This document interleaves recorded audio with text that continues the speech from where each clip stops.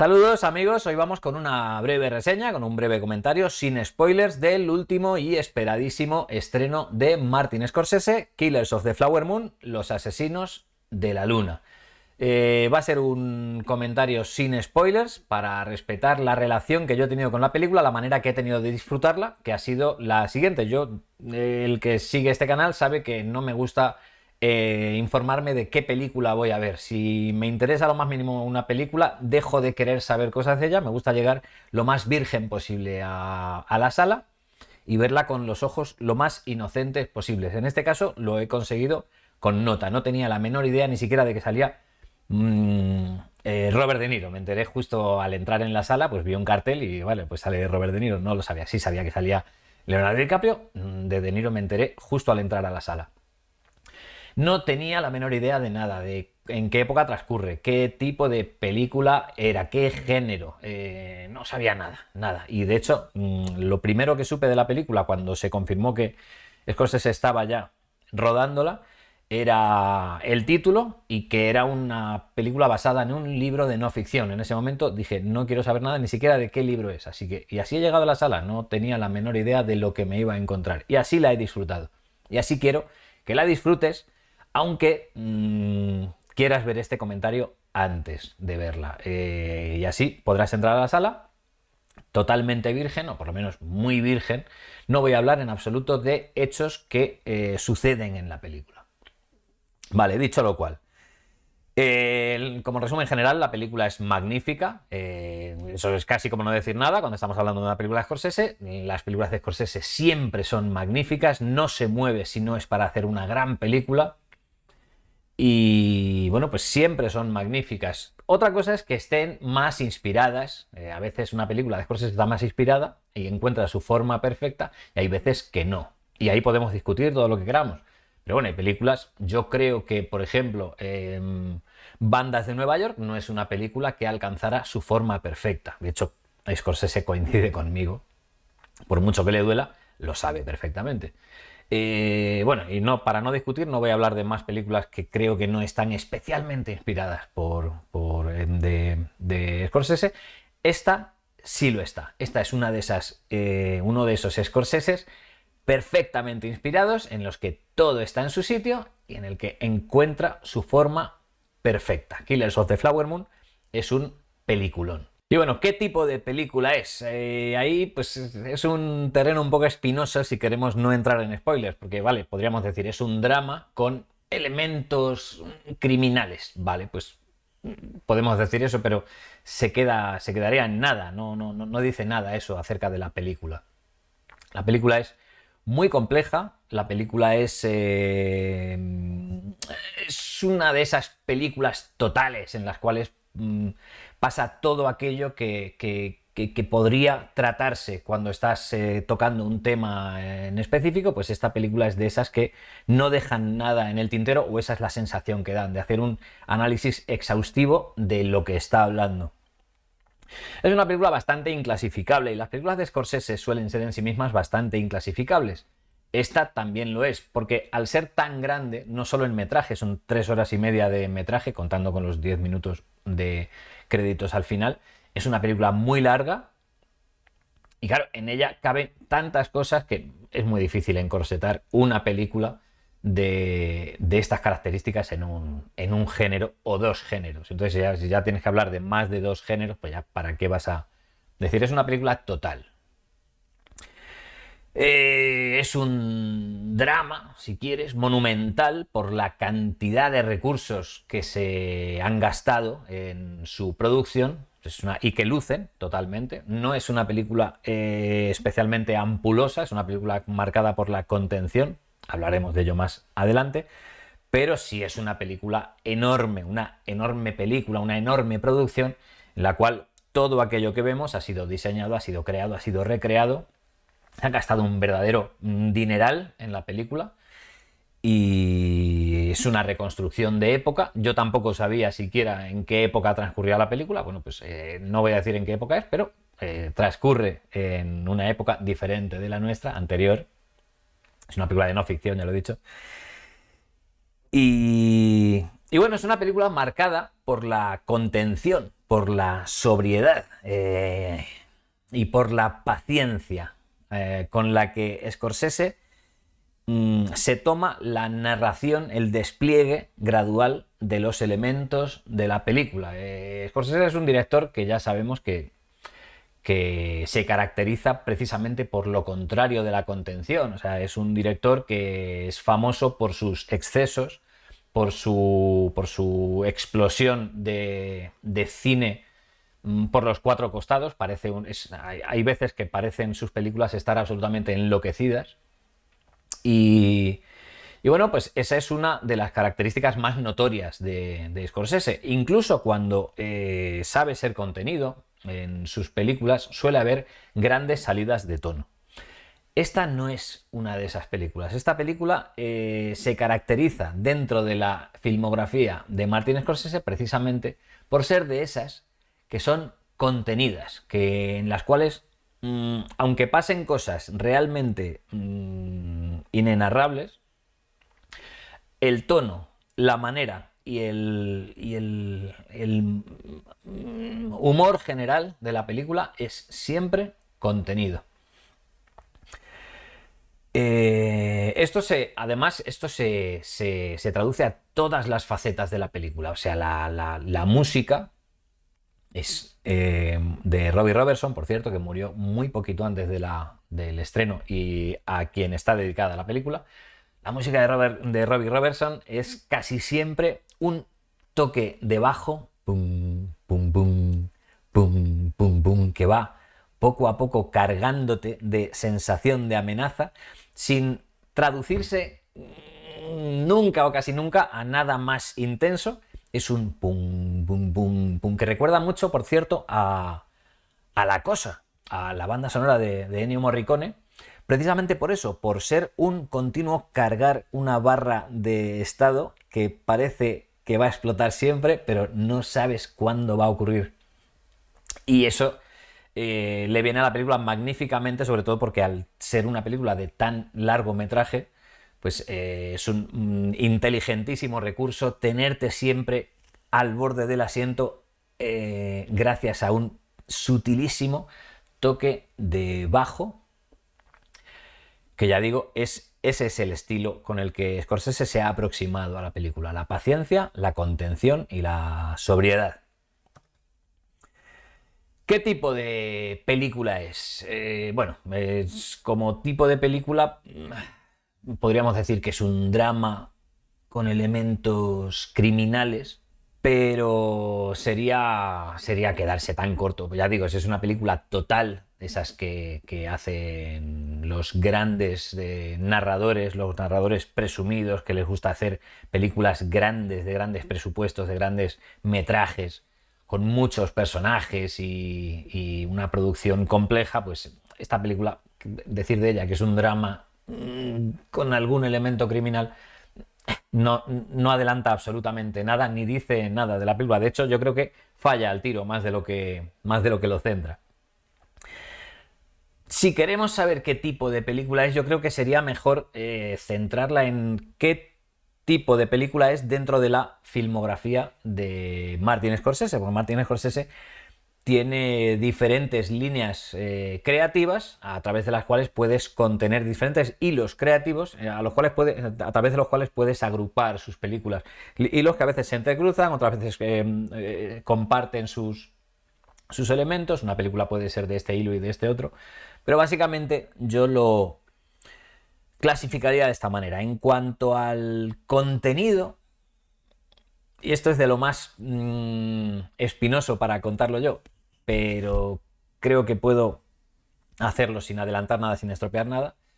En cuanto al contenido de la película, sería una película tipo Goodfellas, tipo Casino o tipo El Irlandés. O sea, una película, en cuanto al contenido, sería una película de esa línea. Lo que pasa es que debido a las características propias de esta película, pues eso hay que cogerlo con muchísimas pinzas. No vas a encontrar una película de mafia, ¿vale?, al estilo de uno de los nuestros, de Casino o de o del Irlandés, que son 3 películas que se pueden poner en el mismo cajón fácilmente por muchas diferencias que tenga. No es una película de mafia al estilo Scorsese, tipo Goodfellas, Casino o El Irlandés. Sin embargo, sí puedes meterla en ese cajón con unas pinzas que voy a explicar a continuación. En cuanto a la estructura general, esto era en cuanto al contenido, ¿vale? En cuanto al argumento de la película. En cuanto a la estructura general, en cuanto al modo en el que se acerca y a qué se acerca, yo la emparejaría o la pondría cerca de La Edad de la Inocencia. Por varias cosas, es una película que tiene reflejos en La Edad de la Inocencia. No voy a explicar cuáles, cuando la veas dirás, ah, pues sí, o a lo mejor dices, pues no lo veo, pues ya está, y discutimos, y me lo explicas y me lo cuentas en los comentarios. Pero por ciertas razones, yo esta película, en cuanto a la estructura, la pondría cerquita de La Edad de la Inocencia. ¿Por qué? Pues por cómo se despliega muy poquito a poco lo que he dicho antes. La película, llegas tú virgen a la sala, no sabes qué película te vas a encontrar y vas a tardar en enterarte de qué está contando la película realmente. O sea, la película se va desplegando muy poquito a poco, con un ritmo muy contenido, siempre muy sostenido, no tiene momentos que digas, puedo irme al baño, que por cierto, te aviso, ve, ido al baño ya. Estuve en la sala, las 3 horas y media, vi a todas las personas que estaban a mi alrededor, todas tuvieron que irse por lo menos una vez al baño. ¿Por qué? Pues porque se inflaron de Coca-Cola nada más entrar. Espérate, haz tus cositas, compra tu refresco, entra a la sala y hasta que no lleves 1 hora y pico no toques el refresco, porque si no, algo te vas a perder y no sabría decirte en qué momento te puedes ir. Ya te digo que no hay un momento en toda la película que digas, este es el momento en el que escaparte un segundo. Todo el tiempo están pasando cosas. Establece algo en cada plano, establece algo en cada secuencia. ¡Pum! ¡Pum! ¡Pum! Es una pieza de cine de pura relojería. Así que avisado estás. Luego no me digas que no te avisé. ¿Qué decía? ¿Qué estaba diciendo? Ah, sí, que se despliega muy poquito a poco con mucha contención y muy sostenido, muy bien sostenido. Todo el tiempo están pasando nuevas pequeñas cositas, nuevos pequeños piecitas en el puzzle, de manera que por esa razón se parece mucho a La Edad de la Inocencia, porque cuando ya te das cuenta de en qué lío estás metido en esta película, ya ha pasado mucho tiempo realmente. También en cuestiones más de tema, más temáticas, podríamos enmarcarla junto a La Edad de la Inocencia en cuanto al análisis social como elemento opresor que te puedes encontrar en ambas películas. Pero bueno, no quiero tampoco hacer aquí un análisis temático ni nada. Simplemente en cuanto a la estructura y un poquito en cuanto al tema, se parecería a La Edad de la Inocencia. Y en cuanto al estilo, sí que es como La Edad de la Inocencia, en el sentido de que se va desplegando muy poquito a poco, pero en realidad la película tiene un estilo muy propio. O sea, uno entra a la sala y no sabe que es una película de Scorsese y no va a tardar mucho en adivinar que es una película de Scorsese, aunque no lo supiera. Pero en realidad, dentro de las películas de Scorsese, hay veces que tienen un estilo más marcado, más ajustado a lo que uno espera de una película de Scorsese. Por ejemplo, en Casino, ¿vale? Después de Uno de los Nuestros, en Casino, uno ya sabe lo que o por lo menos tiene muchos elementos en común, y también le pasa al Irlandés cuando hablas de eso, de semejanzas estilísticas. También hay otras, pues cuando vas a ver El Aviador, ya te puedes hacer una idea, si has visto otros biopics de Martin Scorsese como Toro Salvaje, ya te puedes hacer una idea de qué de qué va a intentar y cómo lo va a intentar y qué tipo de personajes extremos le gustan. En este caso, la película tiene un estilo muy propio. Es el estilo que pide el libro, y es un libro de no ficción. En ese sentido, Scorsese, que puede ser una... Además Scorsese sabe perfectamente que la ficción no puede nunca ser fiel a la realidad. No puedes hacer un trabajo periodístico con la ficción, no quieres hacer un trabajo periodístico con la ficción, en ese sentido no te va a decir, no, esto es lo que pasó y pasó así exactamente.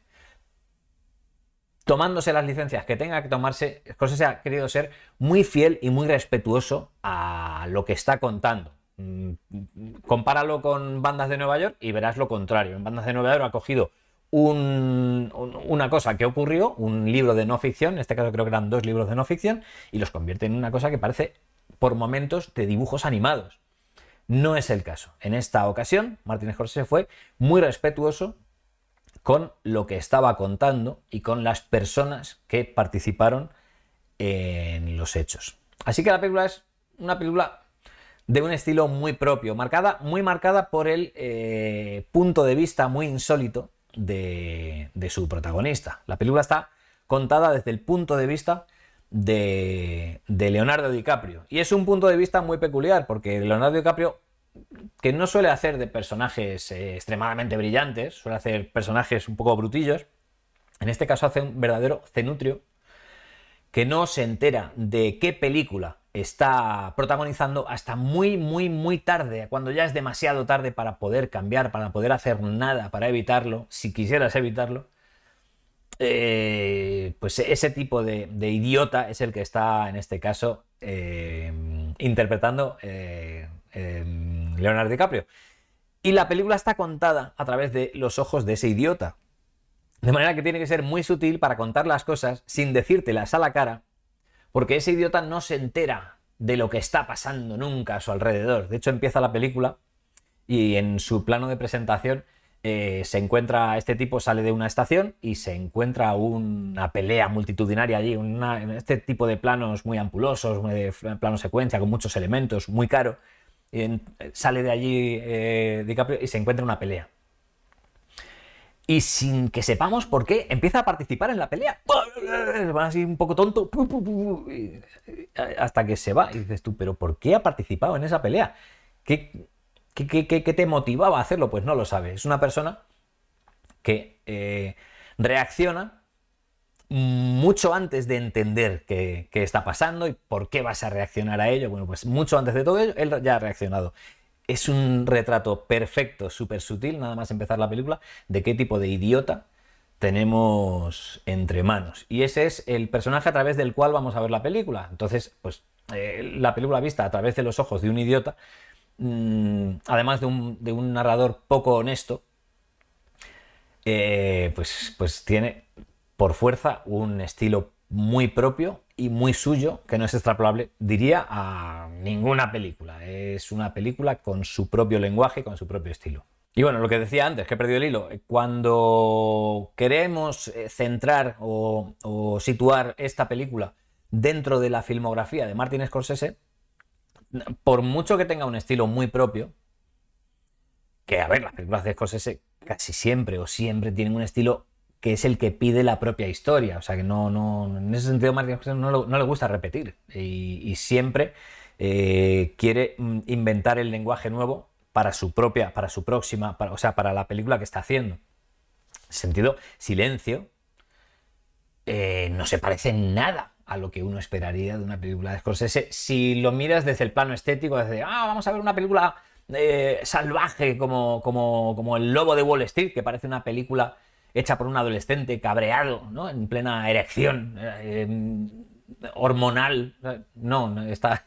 Si la comparas con Silencio, pues no vas a encontrar nada de eso. Sin embargo, son el mismo narrador y tiene elementos comunes en cuanto a su estilo. Yo los veo fácilmente, porque Scorsese es un director que tiene las cosas muy claras y sabe cómo contar las cosas y cómo le gusta contarlas. Aún así, siempre procura ser fiel a la historia que está contando y ser específico con la historia que está contando. En ese sentido, ya digo, el Killers of the Flower Moon no es un verso suelto. Se puede enmarcar, no dentro de la línea espiritual, precisamente de Silencio, de Kundun, de La última tentación de Cristo, de Al límite, Bringing Out the Dead, en su título original, que son películas que aluden a la espiritualidad, a la faceta espiritual del ser humano.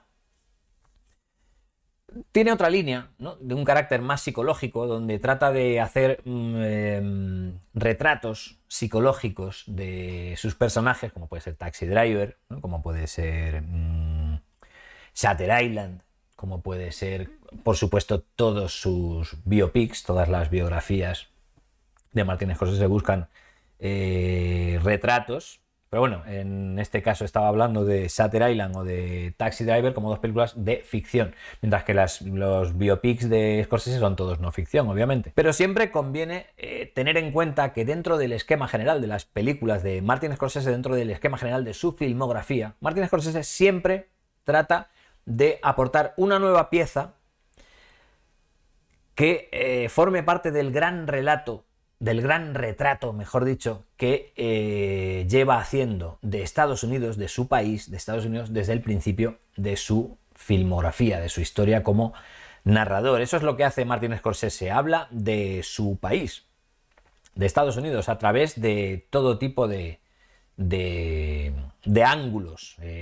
Cuando estábamos hablando de Bandas de Nueva York, está estableciendo cómo nació el chiringuito Estados Unidos, ¿vale? Cuando habla de Infiltrados, está hablando también de lo mismo desde el punto de vista desde la ficción, no desde la no ficción, porque Bandas de Nueva York es una película de no ficción, por loca que sea, está basada en libros de no ficción.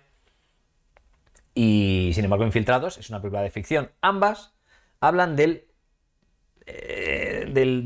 corrupto esquema, del sistema americano, estadounidense. Perdón, americano no, América es mucho más grande que Estados Unidos. Si hablamos de uno de los nuestros, Martin Scorsese está hablando de la historia reciente de Estados Unidos. Si hablamos de Taxi Driver, Martin Scorsese está hablando de la soledad del hombre urbano, del urbanita americano, del urbanita soltero americano. Puede seguir así continuamente. Si hablamos del Aviador, está hablando de la historia de la historia económica, de la historia empresarial de Estados Unidos. Está estableciendo un retrato de cómo es la empresa estadounidense, de quién aglutina mejor qué es Estados Unidos. Y lo hace pues el personaje que dibuja no es especialmente halagüeño, pero sí enormemente potente. Habla de la potencia de su entramado empresarial, de su entramado creativo, de su potencia creadora empresarial, sin ser un retrato agiográfico. Eso es otra de las características de Scorsese, que siempre es muy crítico con aquello que toca, nunca es complaciente, siempre vas a encontrar un retrato mal rollero, un retrato que te lleva al pasmo. El Lobo de Wall Street es un perfecto ejemplo de ello, pero me valen todos. Solamente hay una excepción. Cuando habla de la espiritualidad, es una aproximación más general, no tiene por qué ser una aproximación al hombre americano. Ya sea en Kundun, ya sea La última tentación de Cristo, ya sea Silencio, o ya sea Al límite, Bringing Out the Dead en su idioma original, son todas ellas películas que atañen al espíritu humano, a la faceta más espiritual del ser humano, a la faceta religiosa, incluso a la trascendencia, a la faceta trascendente del ser humano, de la búsqueda de la trascendencia. Fuera de ahí, ya digo, las películas de Scorsese siempre son pequeños retratos o piezas que reflejan alguna faceta o reflejan la totalidad de Estados Unidos. ¿Qué pasa? Que no hace falta ser estadounidense para verse reflejado ahí. O sea, cuando hablas de Estados Unidos, estás hablando también de manera general de Occidente. Cuando habla de Taxi Driver, pues estamos hablando del hombre soltero urbanita, de la soledad del soltero urbanita. Cuando coges uno de los nuestros, pues lo mismo, estás hablando de la historia reciente del final del siglo XX, Cuando estás hablando de Casino, estás hablando de cómo se comporta el dinero, la lógica del dinero, la lógica de los gestores del dinero. Sí, específicamente de Las Vegas, general de Estados Unidos si quieres, pero también puede verse reflejado en cualquier otro lado de Occidente donde se maneja dinero, donde hay bancos centrales. Quiero decir que Scorsese, por mucho que él quiera hablar de Estados Unidos, los retratos que establece son más generales siempre, porque Estados Unidos no es tan distinto al resto del mundo como para que sus retratos sean abstractos para quien no vive en Estados Unidos. Podemos vernos reflejados perfectamente como sociedades en la mayor parte de las cosas de las que está hablando Martin Scorsese. En este caso sí es un retrato bastante específicamente americano, como le pasaba a Bandas de Nueva York, y de hecho esa es donde podríamos enmarcar otra línea en la cual enmarcar esta película dentro de la filmografía de Scorsese, es precisamente esa, en esos retratos históricos poco halagüeños que tocan algún tema especialmente sangrante de la historia, de la psicología y de la sociedad americanas, como puede ser Bandas de Nueva York, como no ficción, como puede ser La Edad de la Inocencia, como ficción, como puede ser casi cualquiera de las que El color del dinero, si quieres, también es otra faceta importante de la cultura americana, específicamente americana, pero el capitalismo, el dinero, no es un fenómeno americano, es un fenómeno mundial, con lo cual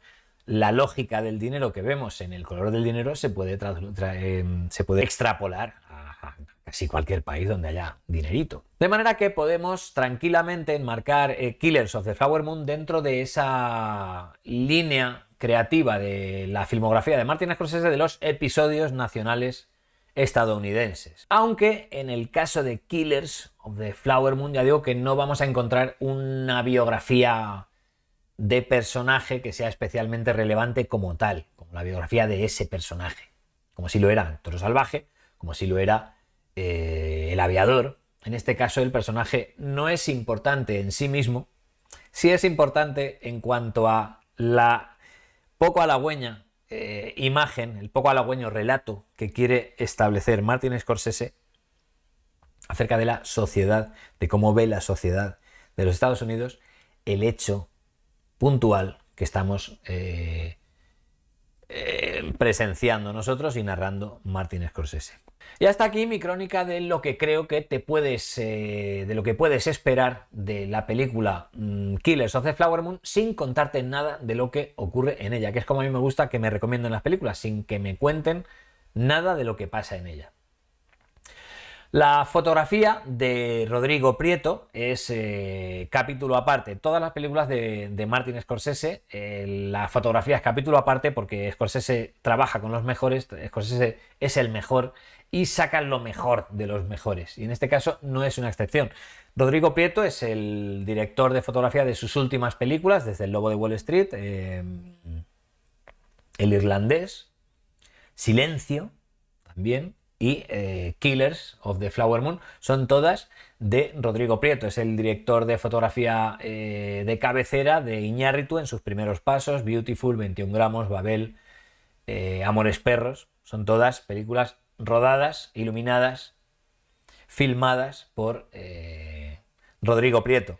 8 millas, una película muy diferente, con una luz muy, muy diferente a las de Iñárritu. Passengers también es suya, esta película de ciencia ficción con Chris Pratt, que yo encuentro... sé que es una película discutida, pero no veo por qué. Yo la encuentro espléndida, especialmente en lo que atañe a la cinematografía. Alejandro, de Oliver Stone, Brokeback Mountain, de Ang Lee, Argo, de Ben Affleck, o Homesman, de Tommy Lee Jones, que casualmente vi anoche sin pretender ver otra película fotografiada por Rodrigo Prieto. Son todas ellas películas filmadas por Rodrigo Prieto, un director de fotografía, ya digo, enormemente versátil, porque la lista de películas que que he dado, pues, da fe de lo amplio de sus registros. Y que en esta película, en Killers of the Flower Moon, además, esa versatilidad se convierte en toda una historia dentro de la historia, porque realmente en esta película, ya digo, una película total en la que pasa todo aquello que podría pasar en esta historia, la cantidad de recursos cinematográficos, de iluminación, de encuadre, de colorimetría y de formatos es absolutamente increíble. Y no voy a decir que esto sea una explosión de color, de planos raros, de... No, no es esta la película. Hay veces que Scorsese se puede poner muy expresionista. En este caso, la película es muy impresionista. Un trazo por aquí, otro por aquí, un exterior gris aquí, otro soleado aquí, un interior subexpuesto aquí, otro con una con un contraluz salvaje aquí. Ya digo, solamente viendo la cinematografía, la película la puedes tragar una y otra vez. Yo, por cierto, no sabía que la película estaba filmada por Rodrigo Prieto. Cuando entré en ella, ya digo, totalmente virgen de información, lo que vi me dio la sensación de que estaba viendo una película de Robert Richardson. Por... sería un Robert Richardson un poco sui generis, de hecho la película no es de Robert Richardson, pero sí que encontré varios recursos típicos, casi marca de la casa de Robert Richardson, por ejemplo esos interiores en los cuales hay luces cenitales muy marcadas que rebotan en mesas que iluminan las caras de los personajes y que son luces no justificadas, ¿vale? En una casa en la que no hay luz eléctrica, esas luces no tienen el menor sentido, sin embargo Robert Richardson sabe colarlo perfectamente y también lo he detectado en esta película en más de una ocasión, lo que me revela que Rodrigo Prieto es un gran fan de Robert Richardson, otro director de fotografía que ha trabajado muchísimo con Martin Scorsese. Con Robert Richardson también comparte director de cabecera. Robert Richardson trabajó mucho con Oliver Stone y Rodrigo Prieto, ya digo, que trabajó con Oliver Stone en Alejandro. Y también con Scorsese. Robert Richardson trabajó mucho con Martin Scorsese en Casino. Es una película modélica de... No sé si Casino o JFK. Tal vez los Doors. No sé. En esa época está la época modélica de Robert Richardson. Y elementos de Richardson, de ese Richardson, encontramos ya digo, en Killers of the Flower Moon, dentro de la sobriedad. Robert Richardson siempre es cualquier cosa menos sutil. Aunque bueno, en sus últimos trabajos, Richardson está bastante contenido. Sus últimos trabajos son con Quentin Tarantino. El último fue Érase una vez en Hollywood. Y ya digo que sus trabajos se están domando cada vez. Tiene más experiencia, cada vez es más libre, pero cada vez es menos salvaje, ¿vale? Eso le pasa también a Scorsese y le pasa también, y no le pasa a Rodrigo Prieto porque siempre ha sido un director muy esclavo de la película que está haciendo, de manera que tiene realmente multitud de estilos. Y aunque no es el momento de pararnos a analizar la fotografía de la película, sí diré que Rodrigo Prieto se ha basado en la colorimetría específica de las primeras fotografías a color de la historia, que no son... O sea, que son casi... Vamos, son coetáneas con las primeras fotografías. O sea, no, la fotografía en color no se inventó con el Technicolor, con el cine a color estandarizado. Es muy anterior, es casi coetánea al inicio de la fotografía. Lo que pasa es que la fotografía en blanco y negro era mucho más sencilla de tomar y de revelar que una fotografía en color, pero las hay, podéis buscarlas y veréis que tiene una colorimetría un tanto diferente y unos contrastes diferentes, se sienten diferentes porque parten de unos colores básicos diferentes a la fotografía fotoquímica al uso. Esos colores son los que ha utilizado como base Rodrigo Prieto para una parte muy específica de la película. No un segmento de la película, sino para fotografiar a ciertos personajes de la película. La película hace una cosa realmente asombrosa con los formatos y con los colores, y es que utiliza ciertos encuadres y ciertos colores, cierto estilo cromático para unos personajes y otros estilos y otros colores para otros personajes, aunque estén en la misma secuencia. Cuando los puedes separar en planos diferentes, vas a encontrar formatos y colorimetrías diferentes. Y cuando están en el mismo plano, ya ahí Scorsese te establece a través del color y del encuadre qué punto de vista está tomando o cómo está enfocando la situación. Realmente con los formatos colorimétricos de contraste y de encuadre, la película hace cosas realmente asombrosas. Rodrigo Prieto va a optar sin duda a un reconocimiento académico por su trabajo realmente impresionante. Ya digo que no se parece a los otros, aunque va a coger elementos de todos los otros trabajos que ha realizado, porque la película es tan grande que necesita de todo el recital, toda la artillería de recursos de un director de fotografía como este. Vas a encontrar la fotografía natural de Amores Perros y vas a encontrar registros más dramáticos, diferentes contrastes, contrastes muy matados, como vimos en Argo. Vamos a encontrar toda la artillería de un director de fotografía condensada dentro de una película, siendo muy fiel a la propia película. O sea, no es una cosa versátil que se parezca a 70 películas como Oliver Stone en Asesinos Natos, también iluminada modélicamente, típicamente de Robert Richardson, pero utilizando muchos formatos. No, en este caso la película es muy versátil, pero también está marcada cinematográficamente en cuanto a la fotografía por la contención y sobre todo por el crescendo. Vamos a empezar la película.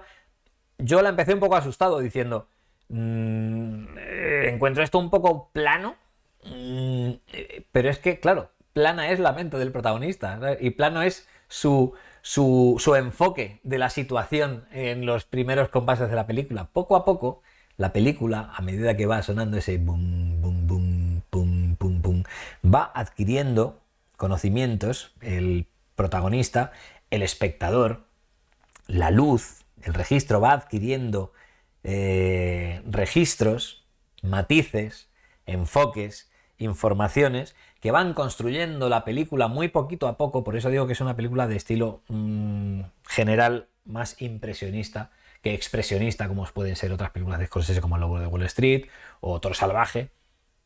En este caso es muy impresionista, muy de un tracito por aquí, otro por aquí, otro por aquí. Por ahora no estás viendo, pero cuando te alejas empiezas a ver patrones.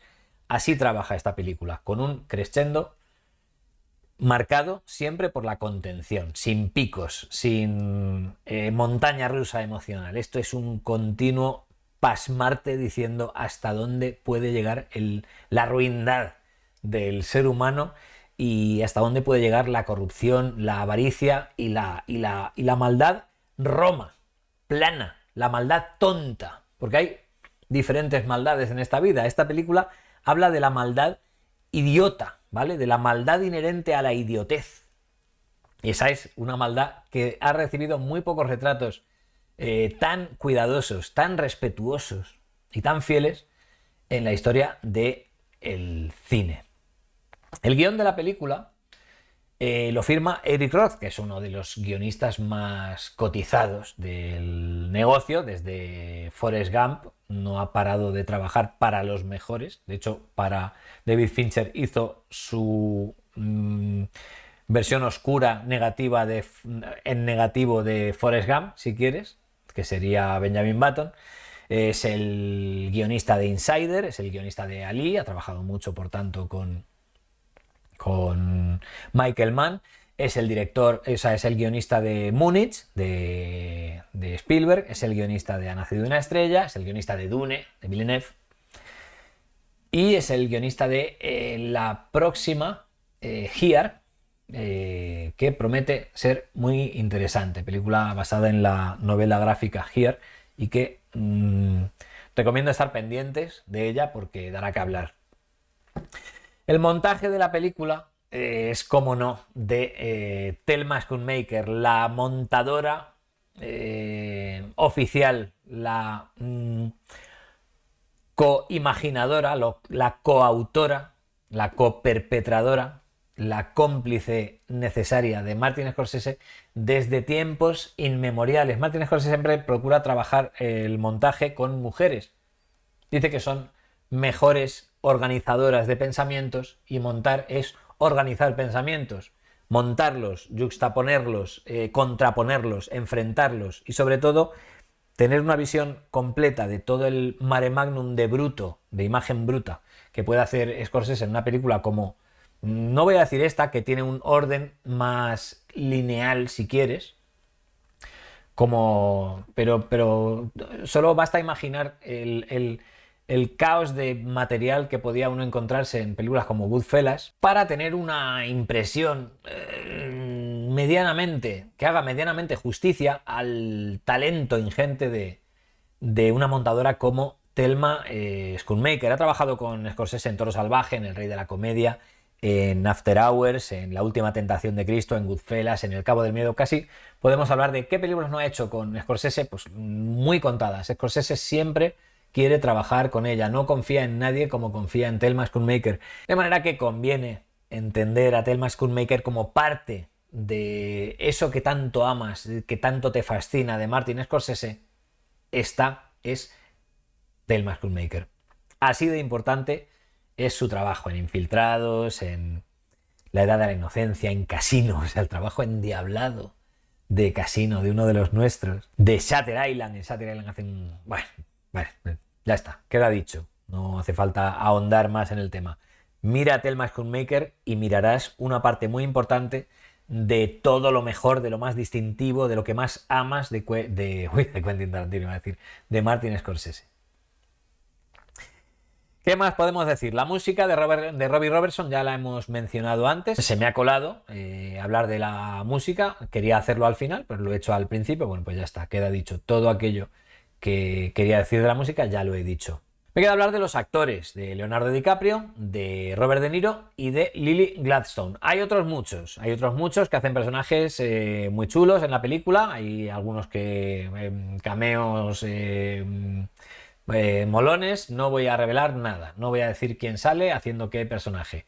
Me voy a ceñir a estos tres, que son los tres puntales, las tres patas del trípode narrativo de esta película, y los tres que salen en el cartel, para no adelantar qué actores vas a encontrarte. Tampoco es que sea un festival del cameo, pero hay actores importantes que te va a gustar encontrarte sin previo aviso. Robert De Niro está magnífico, está espléndido. Robert De Niro es Dios, con lo cual pues todo lo que hace Robert De Niro es espléndido.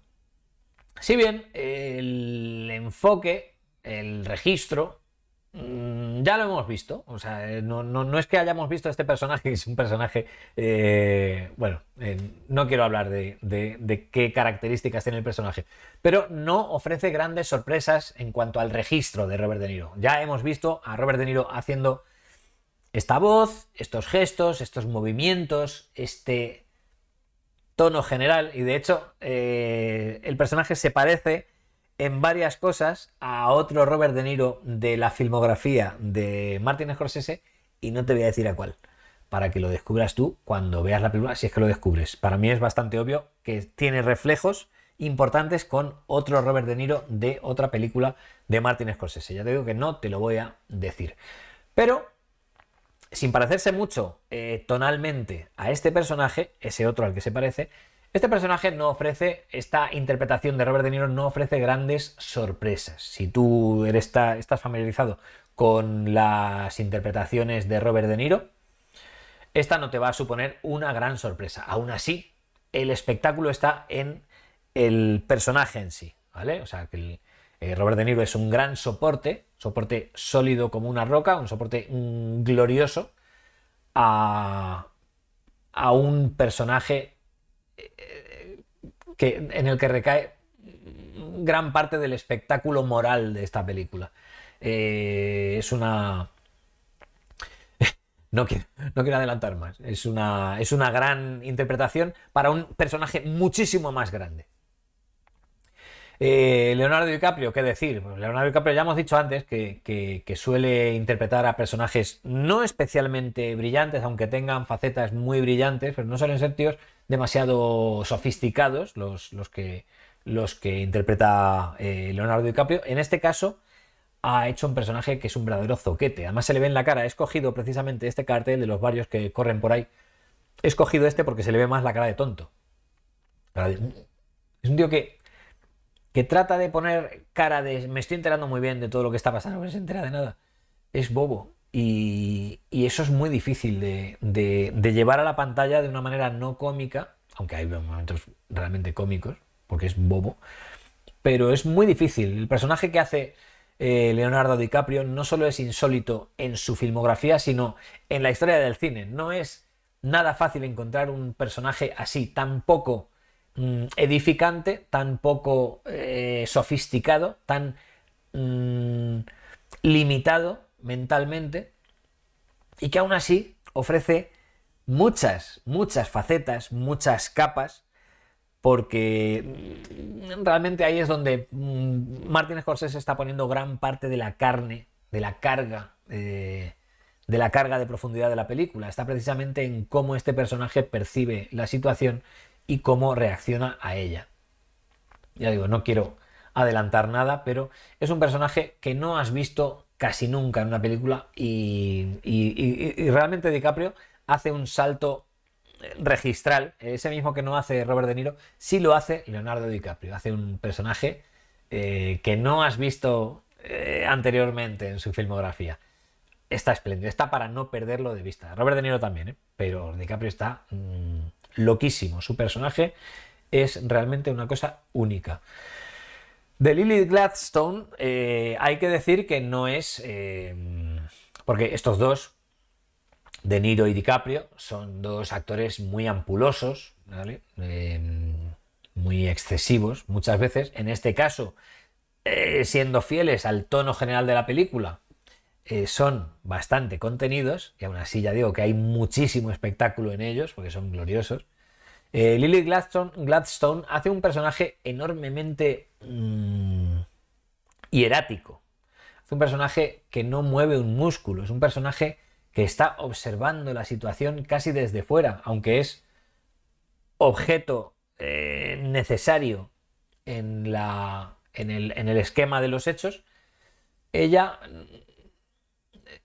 mira, no parece, no interactúa, no es proactiva. Ella mira y su mirada es fundamental para la película. A pesar de que la película está contada desde el punto de vista de Leonardo DiCaprio, la mirada de Lily Gladstone, del personaje de Lily Gladstone, juzga continuamente, sirve de mirada externa para que no perdamos de vista lo que está pasando realmente, la dimensión real de la bajeza y de la inmoralidad de lo que está sucediendo. Lily Gladstone, con una mirada, lo logra. Y eso es, en parte, por supuesto, virtud del narrador, pero ella está absolutamente espléndida. No hace ningún alarde interpretativo que uno pueda decir, joder, qué actriz, qué trabajazo de registro, cómo se ha preparado el papel. Hace que parezca fácil, hace que parezca que plantándote ahí y teniendo esa cara, te salga. Sabemos que no, sabemos perfectamente que uno de los trabajos básicos de un buen actor es estar parado delante de una cámara y saber imprimir la energía necesaria sin mover apenas un músculo. Y ya digo, Lily Gladstone hace que parezca sencillísimo. Sin embargo, su trabajo es de pura energía, de puro actor de verdad, de los de verdad. Dicen que se estaba retirando de la interpretación cuando cuando recibió la llamada de Martin Scorsese, estaba preparándose para matricularse a un máster o no sé qué, para decir adiós a la interpretación, porque no le estaban llegando cosas, estaban en mitad de la pandemia, no estaba funcionando su carrera, y de repente le llegó la llamada de Martin Scorsese. En cuanto la vio, Martin Scorsese dice que lo supo. Ahí estaba, era ella. Y realmente lo entendemos. Cuando la vemos en pantalla, yo soy consciente de que no estoy siendo capaz, de que no soy capaz de explicar por qué es tan importante y por qué es tan buena esta actriz en esta película. Basta verla en un solo plano para decir, ya sé por qué es tan buena, porque está funcionando perfectamente sin hacer nada, sin apenas, aparentemente, hacer nada. Está haciendo un trabajo de presencia de actor, de mirada, absolutamente único. Y este personaje va a servir a tantos y tantos profesores de interpretación para mostrar a sus alumnos lo importante que es en el trabajo de un actor saber estar delante de una pantalla, delante de una cámara, sin apenas movimientos, sin apenas palabras, y saber proyectar a su personaje con la energía arrolladora, muy contenida, como todo en esta película, pero como una apisonadora. La energía de este personaje es espectacular. Ya digo, sin apenas movimientos y sin apenas palabras. Lily Gladstone es increíble en esta película.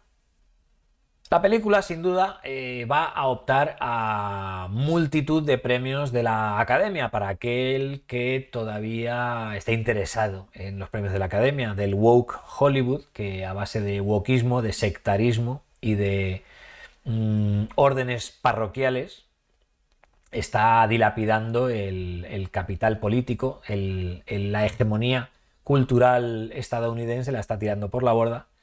A ojos vistas, la ceremonia de los Oscars ya no la ve nadie, porque no responde a lo que solía responder, que es el buen hacer, ¿no? Ahora responde a quién se lo merece más por cómo le ha tratado la historia. Entonces, pues, eso se ha cargado la naturalidad con la que una academia tiene que premiar a sus cineastas. Scorsese, perro viejo, que además ya no quiere librar grandes batallas, y menos aún con una secta destructiva como la secta woke, ha sabido encontrar una película, un argumento que se ajusta como un guante a lo que exige la secta woke, sin por ello doblegar ni un solo milímetro de su metraje. O sea, Martin Scorsese ha logrado hacer la película que él quería hacer con un argumento que probablemente ninguna secta woke puede tumbar o puede encontrarle grandes fallas. Seguro que sí, porque como secta destructiva es también autodestructiva, de manera que siempre encuentra un nuevo fallito, siempre encuentra una nueva falta, un nuevo pecado para cualquier cosa. Pero en este caso Martin Scorsese ha encontrado una película en la cual el esquema de oprimidos y opresores fácilmente va a pasar por los presupuestos de la secta woke. Lo cual no me molesta, porque la película es honesta y porque la película cuenta exactamente la historia que tiene que contar, que quiere contar. Y lo hace además en términos muy respetuosos con lo que está contando. De ahí precisamente esa contención, esa sobriedad de la que llevo hablando todo el vídeo. Y yo espero que Scorsese, que es una persona a la que le gusta mucho el reconocimiento, que siempre le gusta y se enfada cuando no se le reconoce el trabajo, como Shutter Island, que mucha gente no quiso entender, o muchos le encontraron algún fallo, y Martin Scorsese está harto de defender Shutter Island. Dice, dejadme en paz, no soporto más críticas de Shutter Island. A él le gusta el reconocimiento y espero que esta película lo obtenga. Sobre todo por lo que tiene de testamento. No digo que, porque no lo ha dicho, Martin Scorsese no ha dicho que sea un testamento, que sea su última película o que lo que sea. No ha dicho nada en ese sentido. Pero sí, la película tiene cierto sabor a testamento fílmico.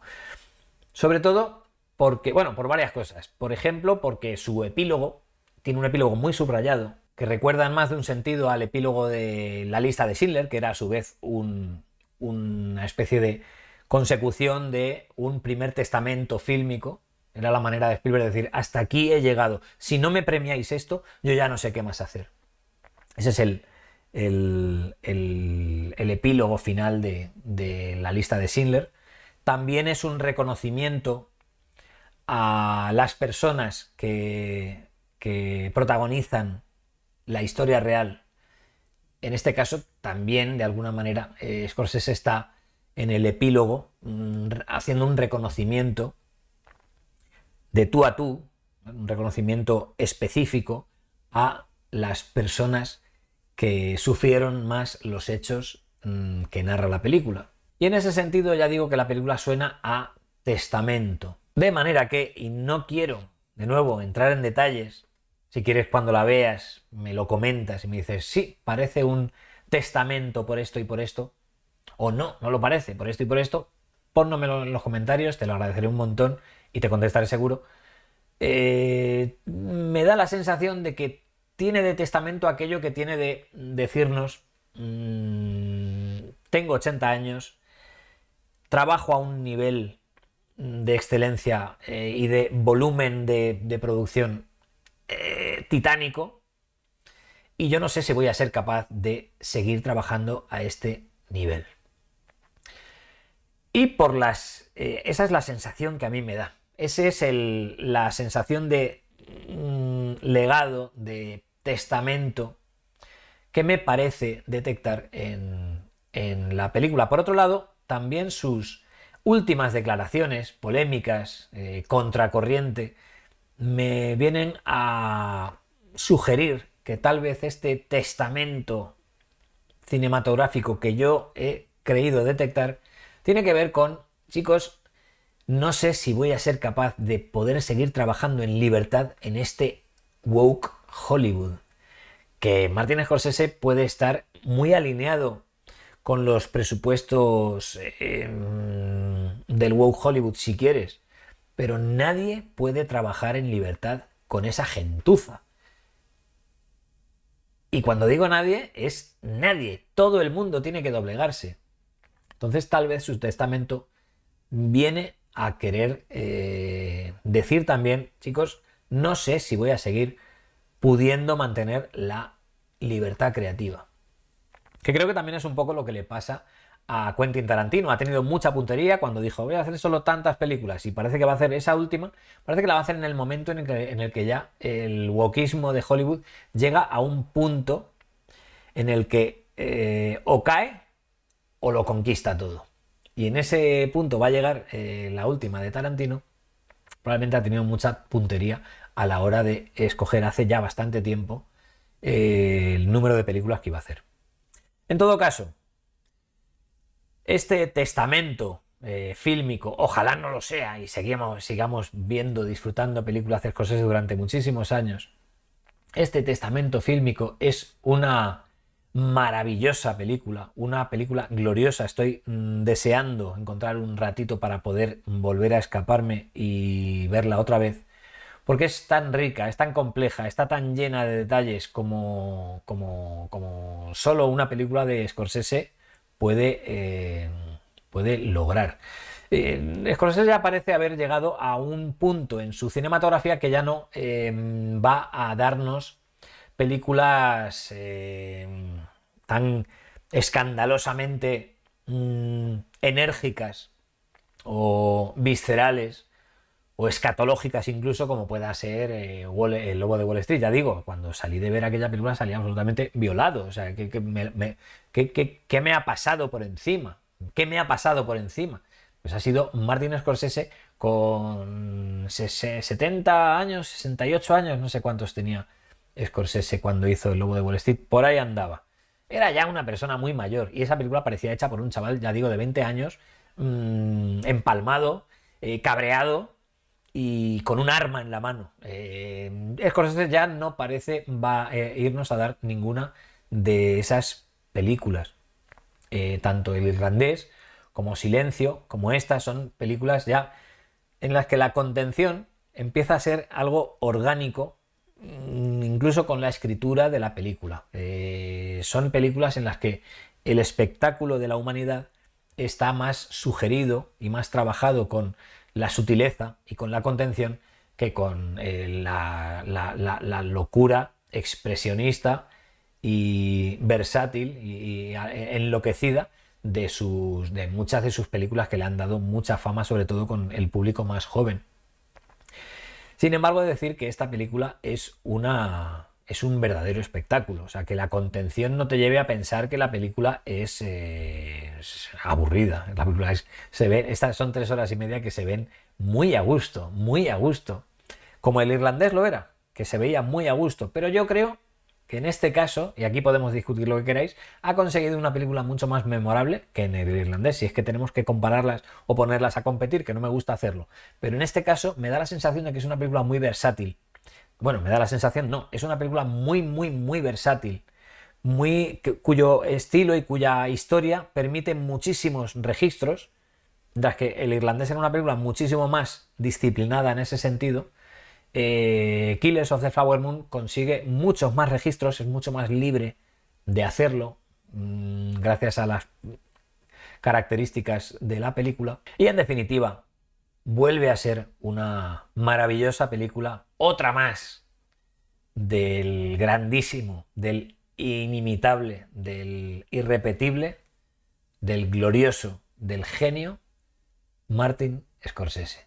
Por último, me gustaría decir 2 cosas. Uno, que nadie se lleva a engaño cuando estoy hablando de la edad provecta de su director y cuando estoy hablando de la contención de la que hace gala la película, la contención como buque insignia de las virtudes estilísticas de la película. Que nadie piense que estamos ante una película de medio gas. Yo no soy muy amigo de hablar de las películas como muy entretenidas o mostrar o hablar de lo entretenida que es una película como una gran virtud. No lo es. A mí no me gusta el cine como entretenimiento. El entretenimiento en sí, el concepto de entretenimiento en sí no me gusta. Porque el entretenimiento es lo que hace una persona que no sabe hacer con su tiempo, que es la cosa más valiosa que tiene. No me gusta, me parece de idiotas el entretenimiento en sí. Del cine lo que me gusta es su capacidad para ampliar, para dejar huella, para explorar y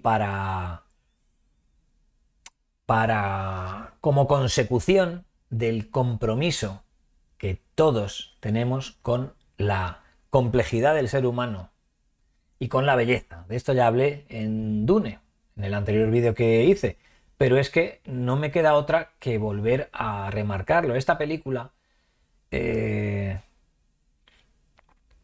es un testamento del director, es un compendio de todo lo que sabe, de todo lo que ha aprendido, de todo lo bueno y de lo malo que ha aprendido del ser humano, del cine, de cómo se hace, de cómo se cuentan historias.